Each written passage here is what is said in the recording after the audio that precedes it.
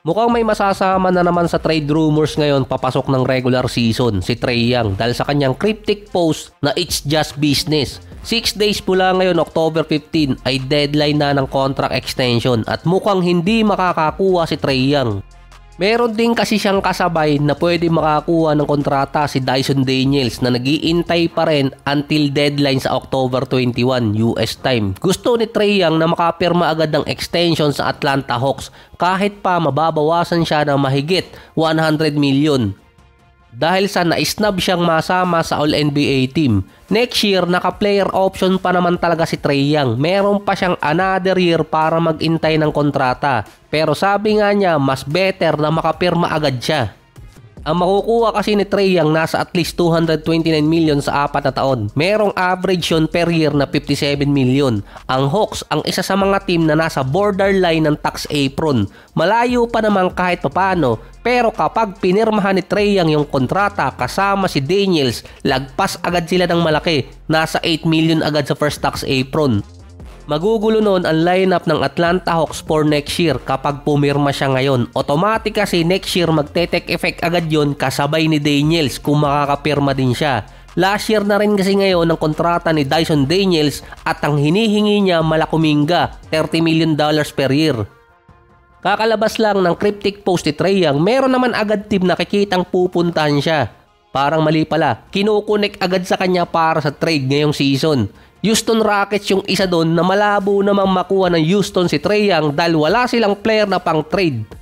Sa rason lang yun na wala silang point guard dahil injured si VanVleet. Mayroon ding restriction ng ibang player ng Rockets katulad ni Jabari Smith. Until next year pa siya pwedeng i-trade dahil sa poison pill contract.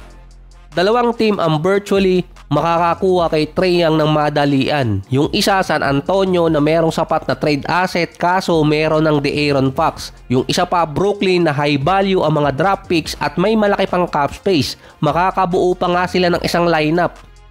Meron palang pangatlo yung Suns dahil sa team owner nila. Ginawang NBA 2K yung mga trade kahit walang sense. Yun nga lang wala silang draft asset pero si Jalen Green at Dillon Brooks pwede nang magamit na pang trade. So 3 teams last season ang walang sponsor patch sa kanilang jersey. Ito yung makikita sa mga jersey ng player na sponsor ng mga team. Gaya ng Hornets, San Antonio at Clippers.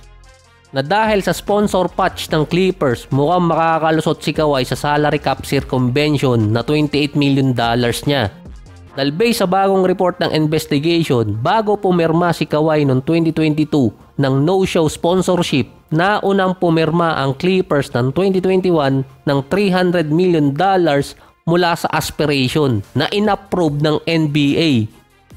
Ang contract ng Clippers sa isa na lang sponsor nag-expire noong 2023 season. Dapat magsisimula ng gamitin ng Clippers ang aspiration logo ng 2024. Kasama din doon yung mga banner at signage sa arena ng Clippers na nung time na yon hindi pa naman tapos yung arena. Kaya pala nung media day sabi ni Kawhi mas okay na kasama ang NBA sa investigation tungkol sa Clippers dahil inapprove naman ng NBA yung kontrata sa team sponsor.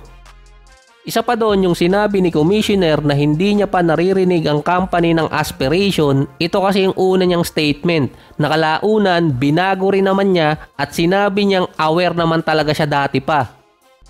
Hindi natuloy ang pag-sponsor ng brand sa Clippers dahil iniimbestigahan ng DOJ ang aspiration dahil sa mga mini-mislead na mga customer. Ng 2024 season, tinerminate ng Clippers ang kanilang contract dahil sa nangyari.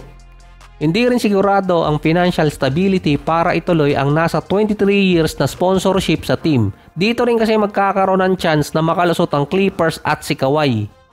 Dahil mas naunang inisponsoran ng aspiration ang Clippers kumpara kay Kawhi. Kahit pa nag-invest ng $50 million si Steve Ballmer na ang sinabi naman niya tinamaan din siya dahil na-fraud sila ng aspiration. Biglang nag-file ng bankruptcy at may utang pa sa Clippers na at least $30 million.